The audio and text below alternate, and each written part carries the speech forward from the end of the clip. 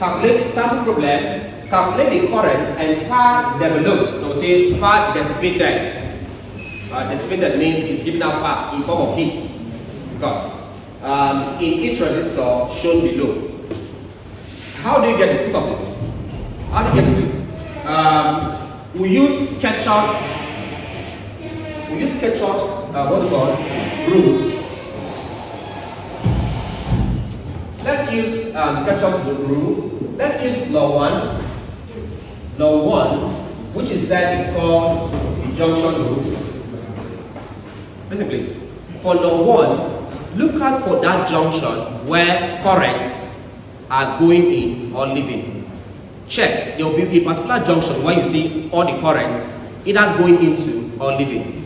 From here, which junction shows that? Junction B. From here. Observe. In junction B here, this one here, you can see current I1 coming to junction B. You can see I3 leaving junction B. You can see I2 leaving junction B. Alright, so law 1 at junction B, so it's called the junction rule. So at junction B, we said the sum of currents is equal to 0. Sum of current is equal to 0, which means that the sum of current coming in is equal to the sum of current going on there. So we have this. So that's it. At junction B, I can see that I1 is coming into this way. So I1 is flowing into B. So I have that coming in. I have only I1. So I have that I1 is equal to going out of junction B. I can see I2 going out. I can see I3 going out. So because of that, I2 plus I3. So I have I2 plus I3. Call this your first equation. It's called the junction or the current law or junction rule. I'm done with the first one. Let's use law 2.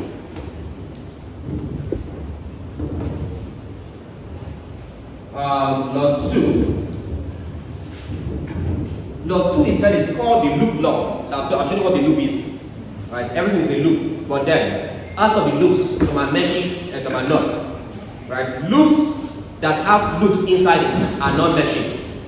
Loops without any other loop inside it are called what? Meshes. That's the concept.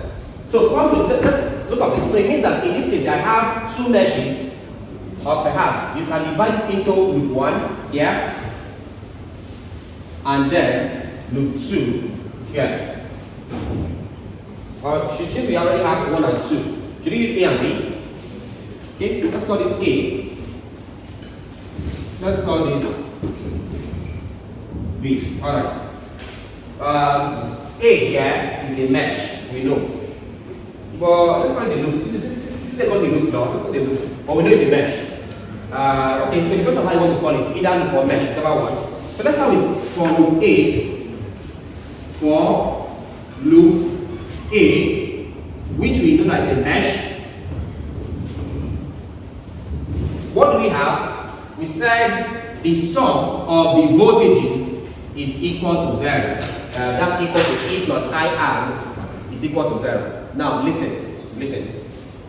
For this one, what do I have there? Let's say as A. Okay? So this sum, this small A I used. Okay, small A. Right, thank you. For loop A, small a. Alright. Sum of voltages at A is equal to, now listen. At this point, you forgo V, focus only on A, which is this one here. Okay, so what next? I look at the direction of the current is going this way. Look at the assumed direction or the given direction, it is this way. Start from here, the left, move. From here, instead of moving, I'm moving this way like this. So if I'm going here, observe, I'm going from what there, negative to what there, positive. So the value here is what there, 20. Hold on, the value here is what? Hold on. What value is here? Alright, so this is 24 volts here. I'm moving this way, as you can see. I'm moving this way from negative to positive. Please check for your voltages. If I'm moving from negative to positive, it's called what there? A voltage what? Gain. Abi? So because what there? Positive. So I'm having plus 24. Now hang on. I'm still moving this way here. If I move this way, look at this. If I still continue moving this way here, if it comes this way, what do you see here? A resistor. This resistor here, they didn't tell us where it's positive. They didn't say where it's negative. But do we know? Yes. How? Direction of current. Current moves from where to where? So this is going this way like because of that. Positive here and what there? Negative here. Now observe. Observe that the assumed direction is going in the same direction as current. True of us? When the assumed direction is going in the same direction of the current, will it become positive or negative? Negative. Becomes negative. Becomes minus. There is a voltage here. The voltage here is equal to, say V is equal to IR. To get the voltage here, so it's more like saying in this case we play with voltages. This one here was the voltage V, so I didn't want to convert. This one here is a resistor, not a voltage. So convert this resistor to voltage. How? Multiply the resistor by the current passing through it. So hence, voltage here becomes what there? Current times resistor. I1 R1 negative becomes minus I1 R1. And done with that man. I still keep moving. I'm done with it. I'm coming to here. This one is going this way like this. Please check this out, please. So I still have these 4 ohms in mesh A. I still have these 4 ohms here. I've gone through this. I've gone through this. I'm now moving this way. This is like the final one before I'm done. If I'm coming this way here, question, this direction here, this direction here, is it going in the same direction as the current here? Yeah, so because of that, negative. Same direction is negative, so it becomes negative. Next one, how do you get current here? Multiply what? This is I1, this is R1, this one there? R2, so it becomes I1 times what? I2 times what there? Is equal to what there? I'm done. Observe. After this, nothing is left. So I'm done. Nothing is left. Input values. What do I have here? I have that 24 plus minus. What's I1? Unknown. So I1, what's R1? 3 minus I2 unknown. What's R2? 4 is equal to 0. My equation here is this: 24 minus 3I1 minus 4I2 is equal to 0. Check this out. If I move, look at it. If I move minus 3I1 comes there plus 3I1. Move minus 4I2 comes in because of there plus 4I2. So it means plus 3I1 plus 4I2 is equal to what there? 24. Reverse the order.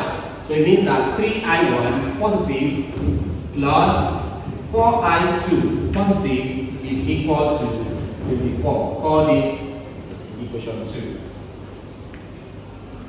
Call that equation 2. And now it's loop A. Let's look at for loop B. For loop B is also a mesh A. Yeah? For loop B, that's this point. Look at it. Here is my loop B. Yeah? First things first. Note direction of current. This one here, look up. For this one here, I have just 2 things. For this one, I have 1, 2, 3. 3 things there. For B, I have just 2 things. That's just this and this one. Okay, so first things first. This one there, direction is going like this. Current is like this. It's a what there? Opposite direction. Direction is going this way. Current is opposite. So we leave positive or negative? So hence, sum of VB is equal to positive how many? I2 what there? R2 we said if they are going in opposite direction, one is going like this, like up this way, one is coming down, opposite, so it becomes positive. This one here, look up. I'm done with this, come to this. This one here is going like this. And like this, I3 is coming like this. That's what the same direction of it. So because what there? Negative. I'm having negative. Minus what there? Minus I3. Minus I3 is equal to what there? Input values. That's equal to I2 times what's I2 there? 4 minus I3 times is equal to what's out? What is out? So I have that 4I1, 4I2 minus 12I3 is equal to, call this equation 3. Please help me recall my three equations, please. Equation 1, so recall your three equations. Recall three equations. Equation 1 said that I1 is equal to what there? I2 plus I3. So equation 1. Equation 2 said that 3I1, 3I1 plus 4I2 is equal to 24. Call this equation 2. Equation 3 said that 4I2 minus 12I3 is equal to 0. Okay, so does this simplify to a bit? Okay, don't worry, 3. We should have simplified this one further. It's possible. But don't worry, hang on. So how do we solve? We have 3 unknowns, I1, I2, I3. How do we approach this one? So that becomes a mathematics problem. So how do we approach this? What do we do first? Obviously this one first, from 3. From 3, I have 4I2 being equal to what there? 12I3. Stop calling in Jesus' name. It's just physics.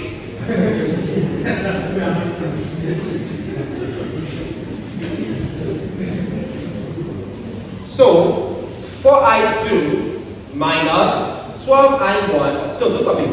The minus 12 comes and becomes what there? Plus 12. Let's get I2. Divide by 4. Divide by 4. This cancels it. So I2 is equal to 12 over 4 gives you what there? 3 I3. So this means that I2 is equal to 3I3. Please, which can we solve now? Equation 1. Let's call this 4. If I put 4, look at it. If I put 4 into 1, I'll have that I1, this is I1, put 4 into equation 1. What do I have there? I1 is equal to what there? I2. What's I2 there? 3I3 plus what? I3. So it means that I1 is equal to what there? 4I3. Call this equation 5. What's next there? What's next there? So I will now look up. I can look up. I can have these two in terms of I3, yeah? So put 4 and 5 into 2. So check this out. I now have that into 2. I have that 3. So 3 times I1. What's I1 there? 4I3 plus 4 into I2. What's I2 there? 3I3 is equal to what there? So observe that from here, I cannot get I3. So the idea is look for a way to express these two variables in terms of a singular variable, such that if I substitute, I can get this. So let's find I3 from here.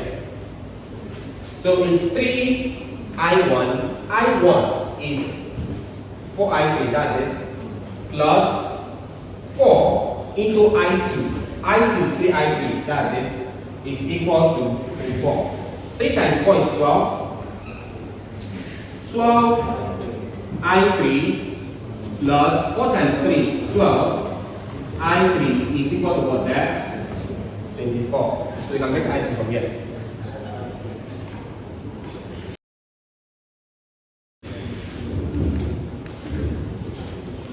So 12I plus 12I3 gives you 24. I3 is equal to what there? 24. So I3 is equal to what there? 24 over 24. That's equal to what there? 1 ampere. So what's I2 there? So I2 said is equal to what there? 3I3. And that's equal to 3 times, what's I3 there? 1, that's equal to what there? 3 ampere, I2. They also say that I3 is equal to what there? So I2, I1 now, okay, we have I3, we have I2. But I1 is equal to 4 I3. That's equal to 4. What's I3? 1. So 4 times 1 gives you what there? 4 ampere. So therefore,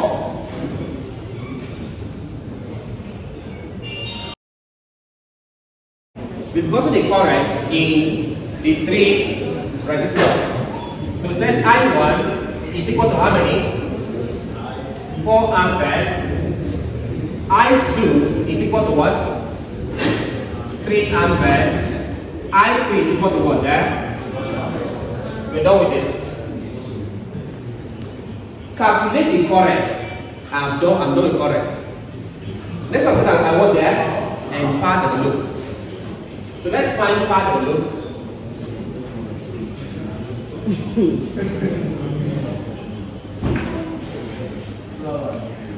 Let's find part of the loop. Look at me. Look up. Is it part of the loop in each resistor? Listen. We know that part P is equal to what there? IV. But we are working with resistors, not voltages. So V is equal to I. What's V there? V is what? IR. Is V is IR from Ohm's law. So P becomes what there? Alright. So for the part developed, square the current multiplied by resistor. So for R1, I have that P is equal to what there? I1 squared R1. Yeah? I squared R. So let's say P1. P1 is part of the loop in R1. So P1 is equal to I1 is what? 4 squared times what's R1? 3 ohms. 3. 4 squared is 16 times 3. That's what that? 48 watts. That's it. For R2, we said P2 is equal to I2 squared R2.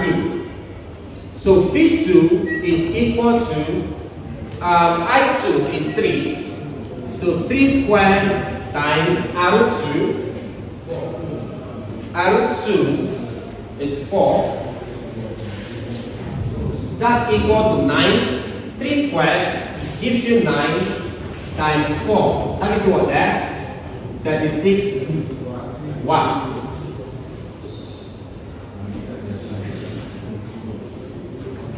Finally, for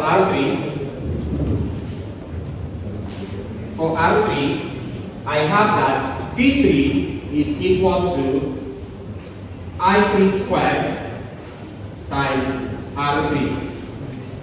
So P3 is equal to I3 is 1 squared into what's R3? 12. That's equal to 1 squared is 1 times 12. How many there?